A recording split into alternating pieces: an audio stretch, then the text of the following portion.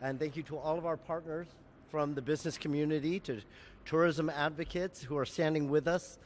We are here today because Los Angeles faces a very real and very urgent threat to its economic future. Right now, our city is already confronting a staggering $1 billion budget shortfall. And yet at a time when every single dollar counts, there are proposals on the table that would make our situation dramatically worse, not just for our government, but for thousands of working families across this city. The tourism and hospitality industries are among the largest and most critical pillars of the Los Angeles economy.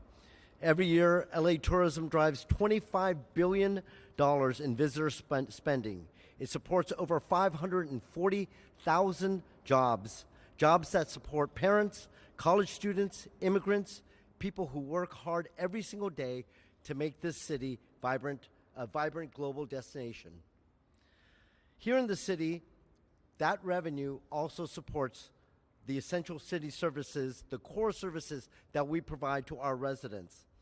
Hotels alone generate roughly $290 million annually through the transit occupancy tax, revenue that funds everything from public safety to parks to neighborhoods, infrastructure, and in just the last 2 years, we have already lost nearly $28 million in projected hotel tax revenues. At this critical moment in our city's history, we cannot afford to bring legislation to the table that will make things worse and further drive down tourism, close more hotels, lay off more workers, and blow an even bigger hole in our city's finances. This is not just a hypothetical thing or something that we think might happen. It's already happening. The threat of the proposed wage increases is already threatening the possibility of hotels making investments here in the city. The message that we are sending, that the city council, with a stroke of its pen, can set wages at whatever we think is appropriate. This is a clear signal that this city is not the city to do business in. 2 hotels are already preparing to shut down. Airport concessions are already scaling back. Allegiant Air is leaving LAX. Southwest Airlines is reducing their services both at LAX and at Burbank. Operators are telling us plainly that the cost of doing business in LA is getting too high. The regulatory environment is getting too unpredictable, and the timing, as you all know, could not be worse. Wildfires have cost millions of dollars in canceled trips.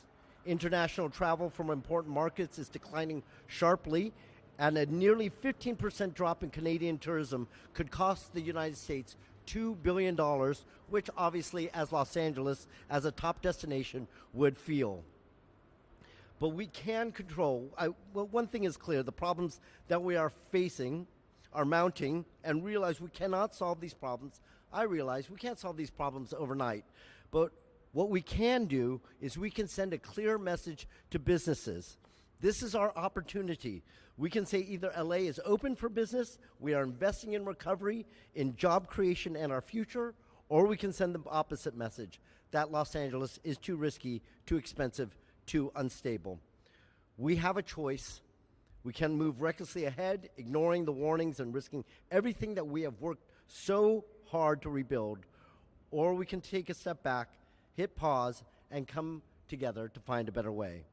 That's why I'm standing here today, and that's why so many others are standing with me, to say clearly, now is not the time to put more burdens on the shoulders of the tourism industry. And hopefully that this city council will work together with the tourism industry to do what's best for the working, for our businesses and the economy of Los Angeles. I'd like to introduce my colleague on the city council, Councilmember Tracy Park from Council District 11.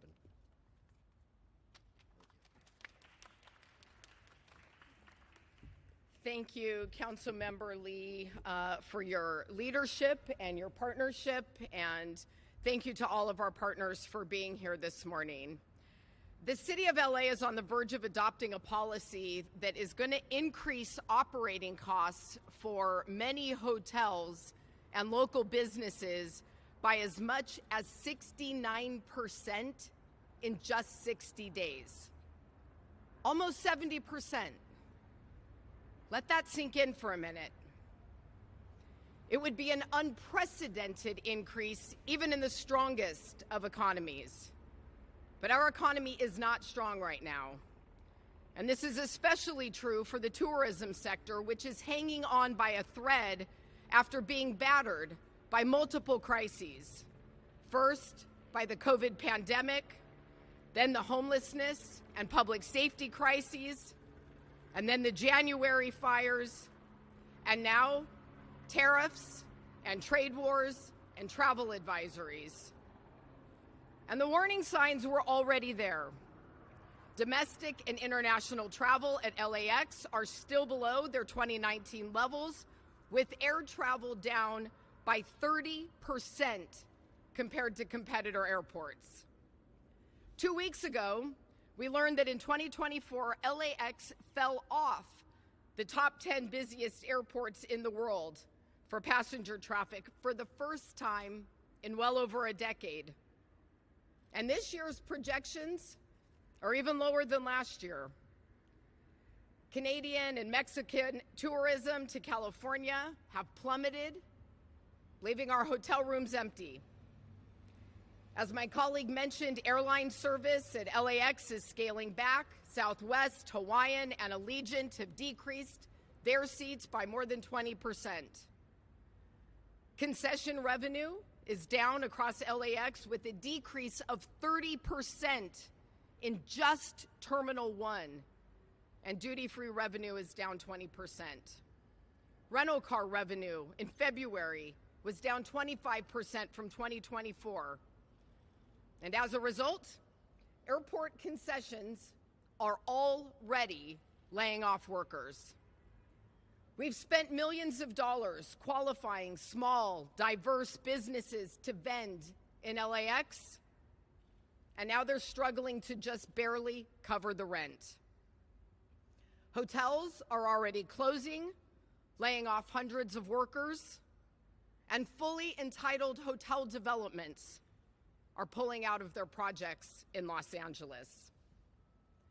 Worse, we may adopt this policy when our own city struggles to close $1 billion deficit that may result in the layoff of thousands of workers, which will undoubtedly impact the services that Angelenos depend on every day. A big part of that deficit results from slower tax growth of key revenue sources like our TOT tax, which is still below pre-pandemic levels. Our city's fiscal health depends on a strong tourism economy, and that means we need to invest in our tourism infrastructure, not chase businesses away or put them out of business. Because this isn't just about hotels or airlines. It's about the workers who keep our economy moving, the small businesses that rely on visitor traffic through LAX, and city services that are funded by tourism revenue. Supporting local businesses expands economic opportunity for our workforce and is essential to building a stronger, more resilient LA. And standing with workers actually means protecting the jobs and preserving the industries that sustain them. This ordinance threatens that promise. Now is not the time for risky policy gambles that put our future in jeopardy and our critical industry at risk, as well as the jobs it provides. It's time for smart leadership, practical solutions, and an unwavering focus on sustaining Los Angeles through these tough economic times as we prepare for major world events coming to Los Angeles in the coming 3 years. It's now my privilege to introduce Rosanna Maeda, CEO of the American Hotel and Lodging Association. Good morning. I want to thank Councilmember John Lee for hosting us and Councilmember Tracy Park for joining us. They are both steadfast champions of the tourism industry, and they understand the intrinsic link between a thriving tourism industry and the economic vitality of the city. Los Angeles is one of America's favorite cities.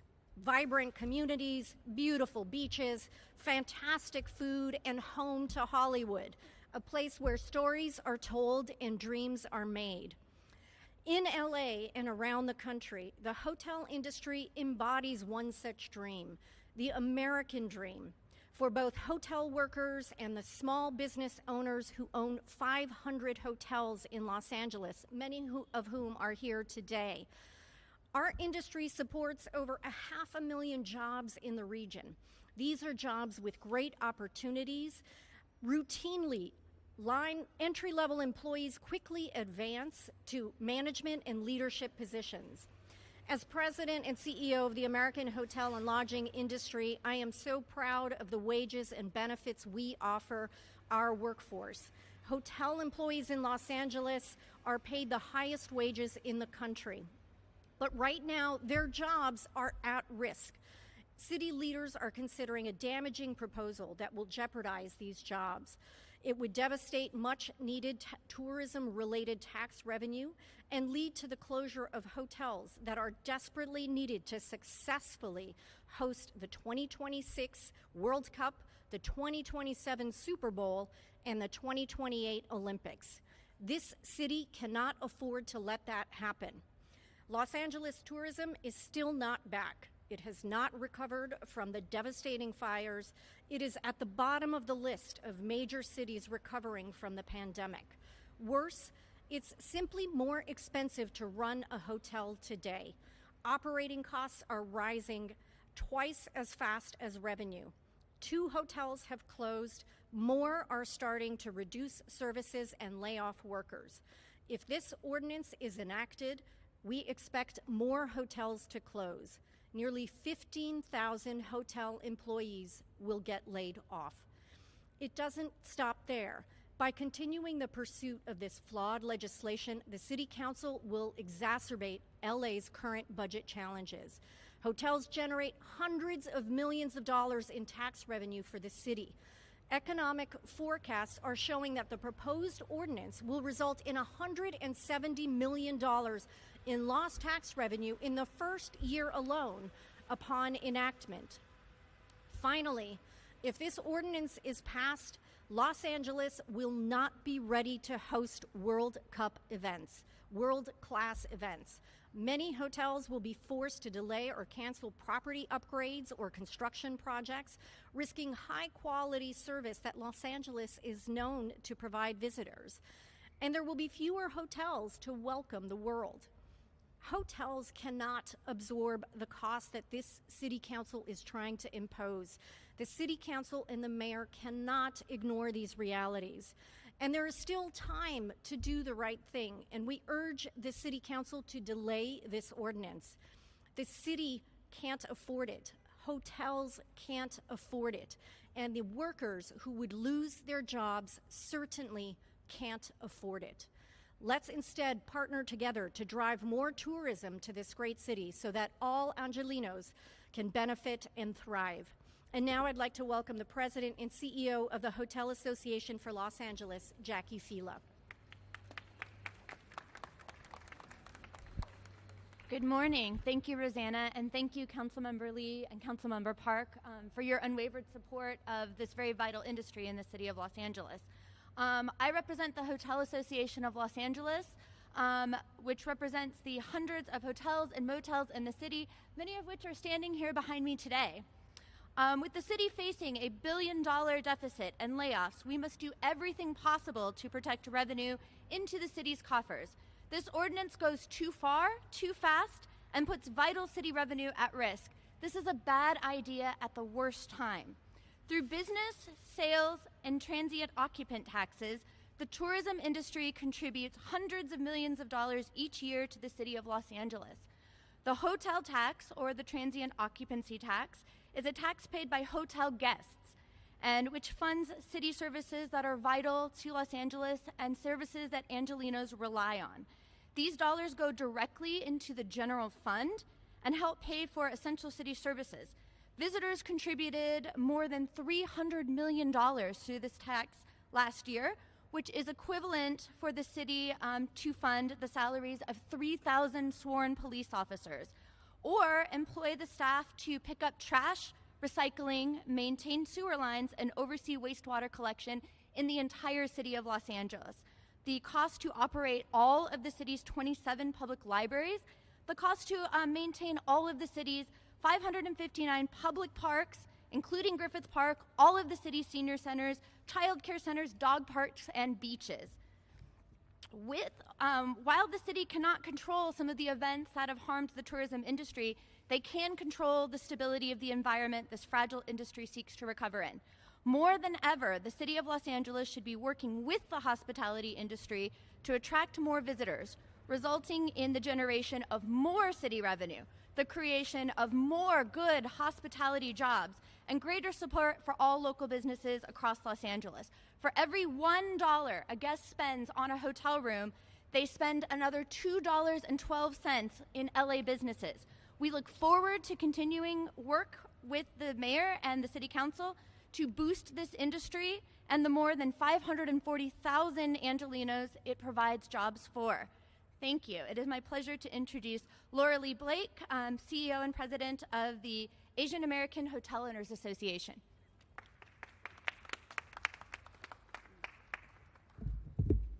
Thank you. My name is Laura Lee Blake, President and CEO of AHLA, the Asian American Hotel Owners Association, and we would definitely like to say a thank you to Councilmember Park and Councilmember John Lee for being champions for our owners and for the industry. AHLA has nearly 20,000 members who own more than 60% of all hotels across the United States. They are vital cornerstones of the community.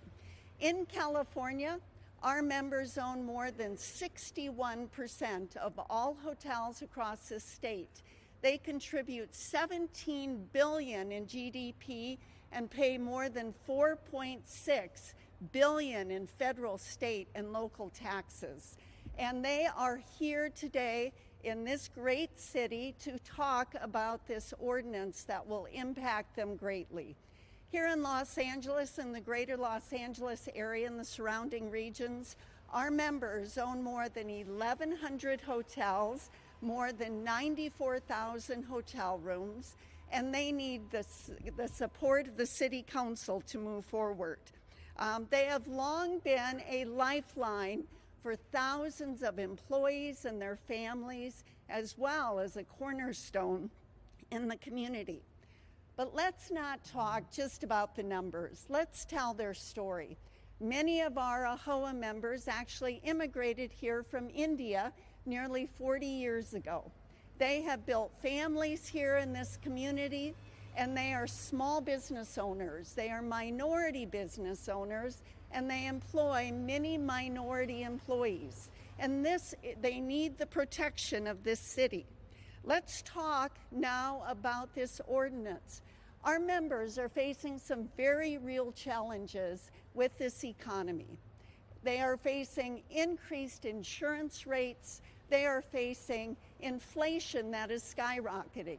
They are looking at economic uncertainty, increasing regulations, as well as they have been faced with the impact of the wildfires, economic uncertainty, as well as travel that is down overall, as you've heard from some of these numbers, because of the uncertainty. To add the additional burdens from this ordinance will cause too great of an impact on many of our members. They came here to pursue the American dream, and now they are at the brink of possibly no longer being able to face the American dream.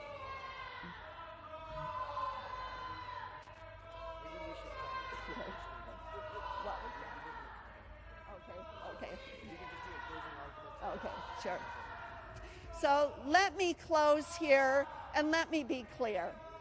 AHLA and our members are not opposed to paying fair wages to their employees, but we would like to sit down with the city and figure out a new way. So with that, thank you for being here. Thank you for hearing our voice on behalf of the owners. We had a few more speakers, but we're going to cut it short. We're going to do some one-on-one interviews. So for other people,